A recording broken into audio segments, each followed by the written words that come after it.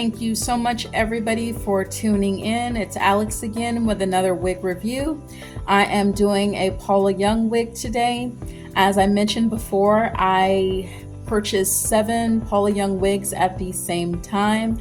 That is because their average price is 50 to sometimes even 25% the cost of some of our more mainstream basic cap wigs like Renee of Paris or Alexander Couture, Noriko, and I think Noriko, Alexander Couture, and Renee of Paris, I think they're all by the same company anyway, but you know what I mean by those basic cap wigs. Paula Young makes some quality wigs, so they still make them in different sizes, you know, average, petite average, large, so there's still that cap size choice, which is what I look for. I'm a petite average head size, cap size. I have a 21.5-inch circumference, which is average, but my measurements from front to back and then side to side are both 13, so that's petite. So I'm always looking for a petite average cap if I can find it. Most of what I got from Paula Young were average, but they're not average like some manufacturers I see where they say they're an average cap and then I have this big hunk of fabric, you know, where the cap is just way too big on my head. So they're not average like that. I would say they're more of a true average. They are no less quality. They're just a lot cheaper for some reason. So this is her usual box. And then right here, you see that this style is Dalton. And it's in the color, I haven't totally figured out Paula Young's color codes yet. I'm trying, and as I get more information about her color codes, then I will absolutely pass that information on to you all. This one is in the color SF 1026, which I have learned now is buttered toast. Also, this A is just for an average cap. This little card has the style name. I don't see how some of the other wigs have a style number. This one I haven't. Oh, then maybe that was the style number on the box. Maybe that's what that was. In this case, it would be that first number then, which is A1904. I have to check that out and make sure that's the actual style number. Don't take my word for it just yet, but if I get more information on that, I'll let you guys know.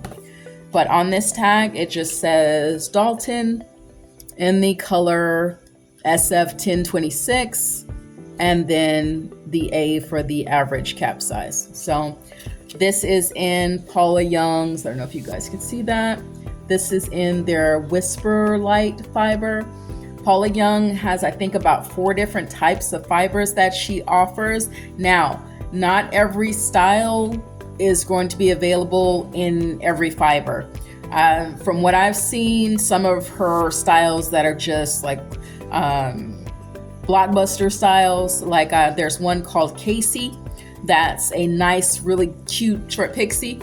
That one was popular enough, I guess, that she felt the need to make it in like 4 different fibers. So I wish they did that with everything, but again, for the price, I can't complain. So this one is their Whisperlite fiber, which is lighter density.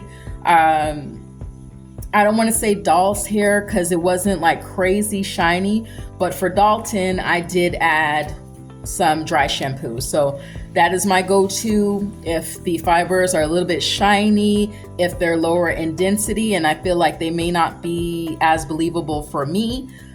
Dry shampoo is my go-to. So just keep in mind, this is their non-heat friendly fiber. If you get Dalton, I think Dalton only comes in the Whisperlite fibers. So if you get the Whisperlite fibers, just know that they are not heat friendly. Paula Young's heat friendly option, I believe, is the Versa fiber. And like I said, it doesn't come in every style. So as I get more of those, because I am definitely going to purchase from them again. If I get, I think I have one VersaFiber wig from them right now. As I get more, I'll do a review on that one. And then as I get more VersaFiber wigs from Paula Young, then I will let you all know and do reviews on those. So I'm gonna put on my wig grip here. These again are Dream Lover. I have no idea why they're named Dream Lover, but Dream Lover scarf and wig grip. I believe wear label facing the right side of the head. I don't always pay attention to that, just to let you know. I'm in a hurry most of the time, so I put it on however it feels comfortable to me. So, okay, I'll just put this on. This one is Velcro all the way around. Some of them you will see these wig grips. There are some wig influencers I know that they say that they can't tolerate the Velcro portion, the wide Velcro portion back here. And they'll have like just this Velcro portion up top, and then back here it'll be more like a little bra strap to cinch it in. So if you are sensitive back in the nape, that might be an option you want. For me, I can't stand the sensation of things like that rolling up back here. I don't have a lot. Like I said, for me, front to back, I'm 13 inches. So I don't have a large bone back here to kind of keep things in place. So I just like the extra added security of this wider Velcro band on my knee. But if you cannot stand that, Amazon has a bunch of different ones, not just from Dream Lover, but there's another brand that I can't remember the name of like right now. I look for bargains. The other company, I only have one big wig, why can I talk? The other manufacturer of the wig grips, I have only one wig grip from them. And they're nice. I really like them. They're really nice. They're even a little bit lower profile than this one, and they have lace right in the center. It's like an Italian name, but I can't really remember right now what that is. The reason I went with this one when I decided to purchase again is because for me personally, I don't do, at least right now, I don't do a ton of lace front wigs, and I don't do a ton of, I don't, as of yet, have a monofilament top wig or any hand-tied wig. So for me, I look for things that will work for me for everyday wear and that are comfortable and cool, and then also things that I don't feel are too big on my head and have an excess of fiber. So for me personally, hand-tied wigs are way more expensive. I don't want to get a hand-tied wig and then find that for me, it's, you know, humongous on my head and it's going to be annoying because I got a big wad of fabric. Hand-tied wigs are not ones that you can really alter. So if I got a hand-tied wig and it was way too big on my head, I would be forced to sell it. So for me, I get these because these work with just basic caps. I don't have to worry about any lace portion showing this because I go with mostly basic caps. Now, I do have some lace fronts. Like I just recently did a review on a wig from Henry Margaux called Dylan by Henry Margaux. That was a beautiful wig, but it's just enough lace to where it looks like I have a little part, or I can style it back from my face. So not enough lace to cause me any issue, but if I had anything with a deeper part, then I would buy the grip that has that lace portion in the middle here. So just to let you know, if you do like a lot of lace front wigs, if you do, you know, if you wear monofilament, I don't think that you really need a grip, but if it's gonna show more of the band, then you want to make sure that you get the bands that have that lace portion in the top. These, I had two of these for $19.99. The other one with the lace in the middle, I believe was $19.99 just for one. Milano, I think it's the brand. I think it's Milano that has the other wig grips with the lace in the center. They're really good, but because I wear basic caps, I'm just like, you know what? I don't need to spend that extra money. So let me get to Dalton already. Okay, so this wig, let me show you the cap first.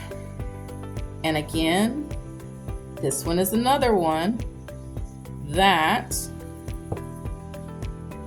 has the open wefting, which I've come to look for. Again, I'm in Texas, it is hot. I have Graves' disease, which kind of gives you a heat intolerance or cold intolerance. It's really just like in a half an hour, I could go from freezing cold to burning up. So because of that, I just like going with the open caps. These from Paula Young, I really like because they have the additional open wefting up here on the top. So you have just this little strip, which I think there's permatease here, but it's not an overwhelming amount, just enough to give you a little lift. Again, Paula Young has these sort of padding for the hairline, and I really like that. If you get irritated, if your scalp gets irritated easily, you might like this. And then also, from what I find, this combined with the wig grip gives me a lot of extra hold where I don't have to worry about my wig slipping off. This one, the only thing that I do not like about this one is that I've shown you some other Paula Young styles where there was an extended nape. I really like the extended nape because back here where there's a wig band, when you have that extended nape, it's just so much more secure. This one, if I don't tighten this all the way, I'll feel like this is rolling. Now, it may not really be rolling. It just may be that I'm paranoid, but I always think if I don't have it secure that I can feel it rolling. So again, it may just be me. These are the Velcro adjusters. Again, I have them maxed out because I don't want any rolling. These tags don't bother me, so I rarely cut them off. I don't have a lot of irritation in my nape. Most of the irritation I don't have a lot of irritation to begin with, honestly, but if I were to have it, the only place I've ever experienced irritation is in the hairline. So this, what I really liked most about this wig, it has a nice shape and everything, nice cut, but what I really liked most about this wig is the color. So how this blonde sort of goes into this darker blonde, I really like that. I really like that. The only thing that I didn't like, which I knew this ahead of time, and again, I think I paid $30 for this wig, $29.99, and then got an additional discount on it. So I really can't complain about anything, but the only thing that I would say is not ideal for me is the lack of a root. Because I do, I'm sorry, I feel like I'm gonna sneeze. I do almost always have a darker root just because I believe it sells the wig more for me. Now, I do have family members that have lighter hair like this. I had hair like this in the front when I was a kid, but my hair is a level 3 now, so it's a dark brown. So for me nowadays, I feel like a root just works. Even on a gray wig, I find that if I don't have a root, it just ages me. So I don't like that. So let me go ahead and try her on. And I always go from the back just to put her on. And then once she's on, I use the ear tabs to adjust her on my head. So let me do this. See this one? Usually if I have a wig like this, and again, this is not bad, but usually when I have a wig like this, and I just haven't gotten around to it with this one yet, I will use a comb in the back, sew in a comb that goes under that wig grip, just because it doesn't have that extended nape, and I just feel like it may slip. And like I said, it could just be my paranoia, but I just dread being out somewhere and my wig coming off.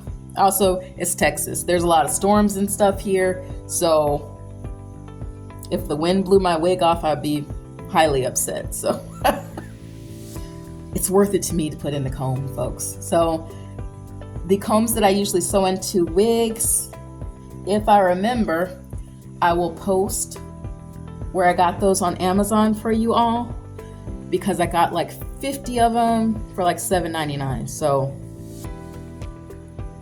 you just want to make sure that you don't sew it actually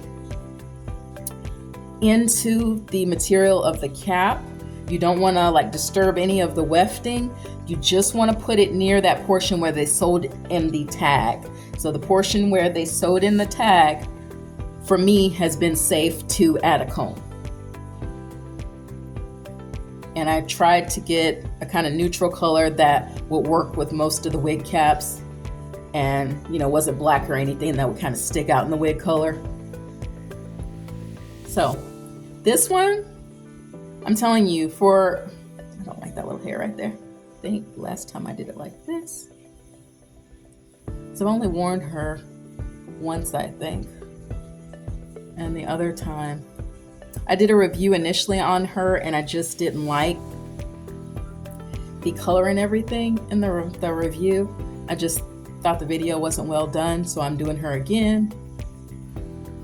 Because I take this channel seriously. I take helping people seriously. But you see, she is a lovely girl too. And not having that dark root really doesn't bother me that much. On this buttered toast color, I kind of feel like you have the illusion of a root anyway. And like I said, it's more, two-tone or several different tones. So I don't think it looks odd not having a solid root. I actually really like it the way it is.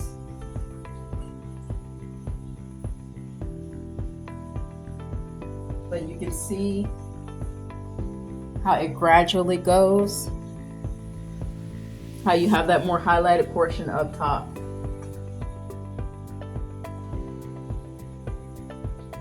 And I just think she's so cute. So same quality that I would pay for on a Renee of Paris or Noriko, but I got her for $29.99. So I definitely can't complain about the Paula Young wigs that I have. I can't complain about the way they're packaged. The only thing I will say is that the shipping took longer. They did give me tracking, but it took a few days. So they do take a bit longer to get things rolling, but it wasn't like weeks or anything. It wasn't weeks, it was shy of 2 weeks. So it's a little bit longer than most. Don't expect to get your wigs overnight. But for the price of all of them, and I got 7, I think that they did great. And I still get a catalog.